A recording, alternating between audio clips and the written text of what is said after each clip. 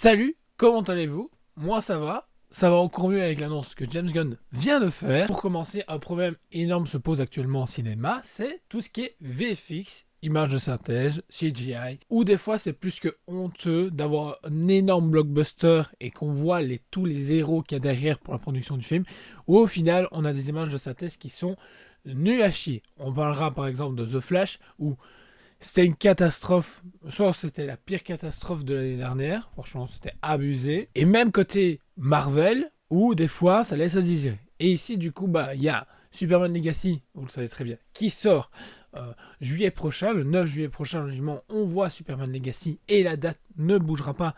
Gunn l'a encore reprécisé il n'y a pas longtemps. Et il explique comment lui, il peut être confiant, parce qu'il y a des gens qui lui ont demandé, écoutez, comment ça se fait que dans un an, sort Superman Legacy et on peut être sûr d'avoir des images de synthèse, CGI, VFX, qui peuvent être plus que correctes et qui peuvent nous époustoufler. Et c'est là où il répond justement en disant que il a toujours travaillé avec des gens de confiance et il sait très bien comment fonctionne l'industrie. Le problème de l'industrie, c'est que il leur donne pas assez de temps pour pouvoir produire tout. Il donne déjà différents conseils justement pour ses confrères. Déjà, avoir un scénario fini et être sûr qu'il ne bougera pas. Ensuite, il dit aussi également que tout ce qui est images de synthèse sont travaillées déjà auparavant. Parce qu'il a déjà une idée de comment il veut faire ça. Donc du coup, lui, il expose ses idées. Eux travaillent déjà sur des trucs, sur imaginons des effets de vent, des effets de cap, des effets même au niveau du costume, même les rayons laser. Et lui, il valide auparavant. Et il dit également comme quoi, même pendant le tournage, la post-production commence déjà. Le montage du film commence déjà à ce moment-là. Du coup, ça veut dire, il filme, il envoie toutes les données. Eux, ils commencent déjà à placer correctement justement tout le planning de montage. Et ensuite, lui, il s'amuse à dire, bon, ça serait cool de ça.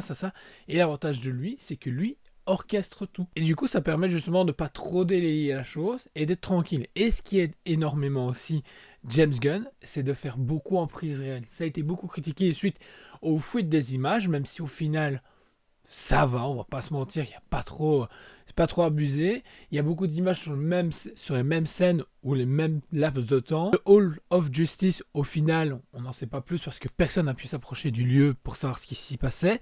Plus, en Norvège, il a été tourné en prise de vue réelle pour justement avoir cette immersion et gagner du temps sur la VFX. Et il a dit comme quoi, de toute façon, en un an, c'était suffisant pour lui de boucler le truc. Et parce qu'il a une équipe de confiance, il travaille avec les mêmes personnes avec qui il a travaillé pour regarder la Galaxy. Il a dit qu'à chaque fois qu'il avait fait un film, de toute façon, les gens ont bien vu comme quoi tout ce qui était post-production était géré. Il n'y avait pas de souci. J'ai envie de dire, on se souvient tous de Guardians of the Galaxy Volume 3. Franchement, c'est un des Marvel de toute façon qui avait le mieux fonctionné à l'époque, en 2023, et c'était le plus beau Marvel qui avait été présenté au niveau des effets visuels. Il a même eu un prix pour ça. Donc les gens qui doutent encore de James Gunn, je ne sais pas ce qu'il leur faut de plus. Maintenant, je peux comprendre, des fois on se dit, il a tendance à vouloir rajouter peut-être trop d'humour, machin, mais c'est pas à lui. Et je pense que, comme pour beaucoup de choses où on critique James Gunn, au final on va dire, écoute, t'as géré, bon. Et c'est comme ici, il revient en disant comme quoi, même pour Supergirl, que le tournage commence l'année prochaine, parce que dans un an, le tournage commence, et là, ils sont déjà en train de travailler sur des trucs pour justement avoir un film qui sort dans les temps, parce que lui, il veut justement, il a une timeline, il se dit, ok, ça sort ça, là, à tel moment, ça, puis d'autres moments, il y a tel film, telle série, et là, il est déjà en train de tout travailler pour justement tout sorte en temps et en heure et qu'on ne soit pas déçu et qu'on vive la plus belle immersion possible sur le nouveau DCU. Il a également sur un autre tweet parlé justement de tout ce qui est reshoot. Alors, il a dit que lui, il n'y aurait pas besoin. Pourquoi? Il a dit qu'il n'y aurait pas besoin car pendant le tournage, il a déjà tourné d'autres reshoots pour au cas où s'il devrait modifier certaines choses. Parce qu'il s'est déjà dit que ça serait peut-être moins lisible, ceci serait peut-être plus joli. Donc du coup, il s'est déjà amusé à tourner des reshoots.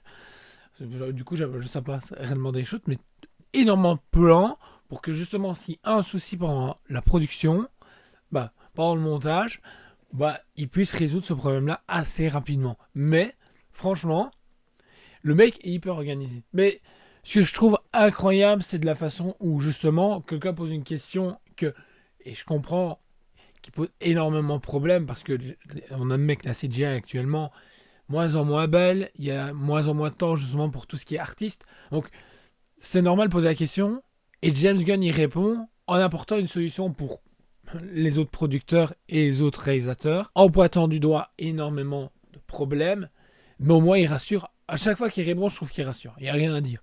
Et ce qui est intéressant, et c'est là où je reproche qu'ils n'ont pas été réellement à San Diego Comic Con, c'est dire, arriver comme Marvel en disant, voilà, ça c'est la timeline, c'est le planning de prévu pour les prochaines années. C'est vraiment ce qui lui manque parce que du coup, une fois qu'il va placer tout, les gens seront confiants. Parce que là, je pense qu'il a vraiment toutes les billes pour Superman Legacy et il doit fonctionner. Il doit fonctionner. J'ai vraiment hâte de voir la première bande-annonce pour avoir une idée parce que du coup, ça veut dire que s'il a aussi avancé, moi je parie pour octobre on a une bande-annonce. Ce serait cool. Ce serait cool comme j'ai dit justement dans la vidéo pour Superman / Christopher Reeve Story, comme quoi la bande-annonce sorte à la fin de ce documentaire. Ce serait vraiment cool, mais on verra ce que va nous proposer James Gunn.